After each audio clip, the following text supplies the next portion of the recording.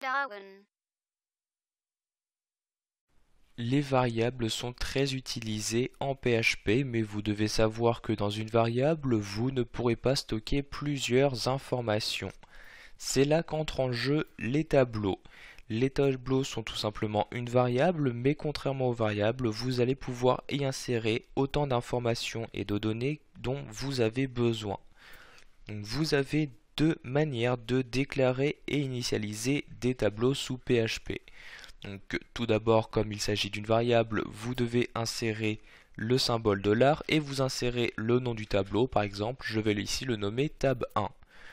Vous insérez ensuite un égal et vous insérez le mot-clé array comme ceci, et entre parenthèses, vous allez préciser les différents éléments que vous souhaitez insérer dans le tableau.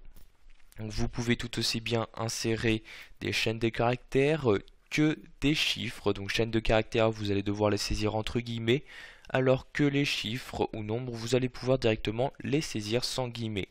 Par exemple, je vais insérer un tableau avec trois éléments, donc 10, 20 et 30. Donc les différents éléments, je les sépare à l'aide des virgules.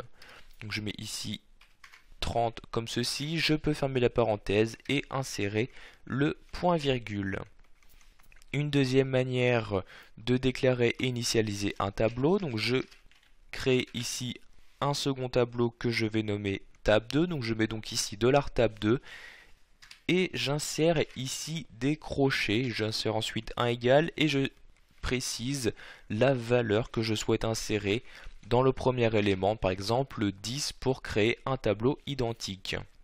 Donc, entre ces crochets, vous pouvez préciser une valeur, cela correspondra donc à quel index dans ce tableau correspondra la valeur en question. Si vous laissez le champ vide, PHP va prendre le premier index disponible pour le tableau, donc ici l'index 0.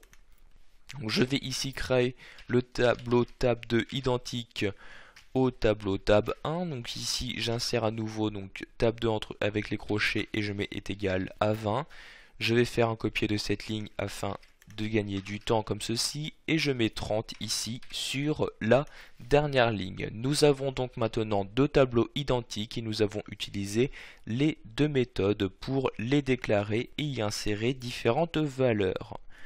Nous allons maintenant voir les différentes instructions qui vous sont proposées afin d'afficher les informations insérées dans un tableau.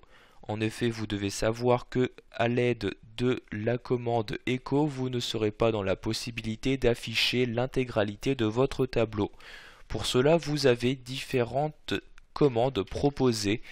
La première étant la commande printr, donc vous voyez print_r comme ceci.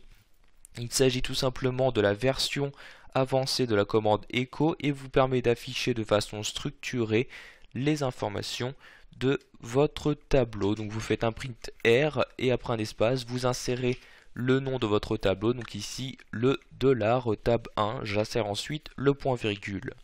J'enregistre ici ma page et je vais donc l'afficher. Je me rends donc sous Web Server en cliquant sur localhost, je descends ici.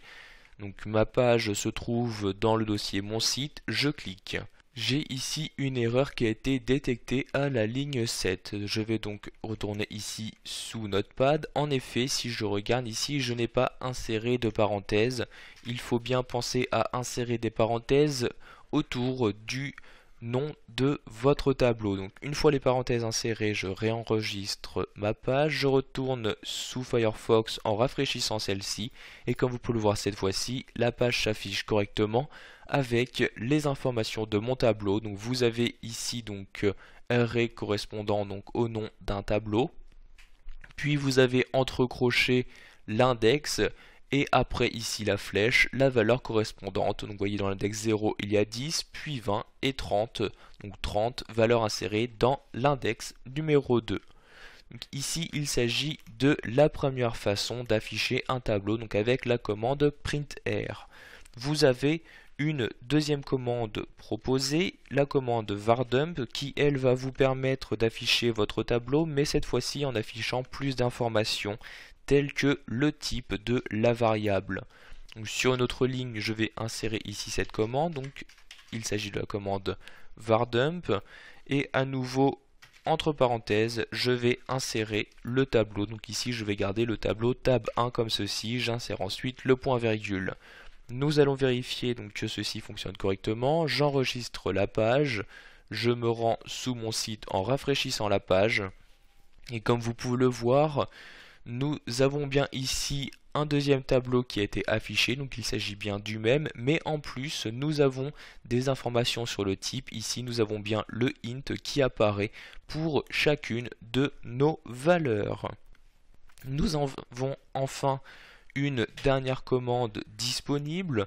Il s'agit de la commande var underscore export comme ceci.